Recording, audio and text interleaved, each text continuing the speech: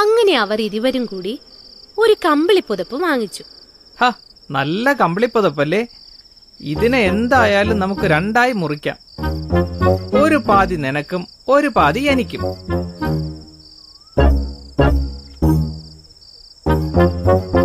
രാമു, ഒരു പ്രശ്നമുണ്ട്. ഈ കമ്പിളി നമുക്ക് മുറിക്കാൻ പറ്റില്ല.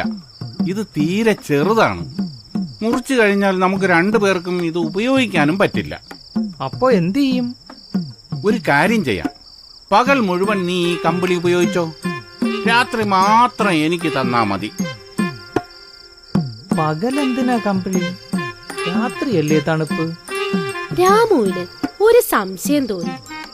എന്നാലും കൂട്ടുകാരനല്ലേ, സമ്മതിച്ചു കൊടുത്തേക്കാം രാമു കരുതി. അങ്ങനെ ദാമു രാത്രിയിൽ കമ്പിളി മൂടി പുതച്ച് കിടന്നുറങ്ങും.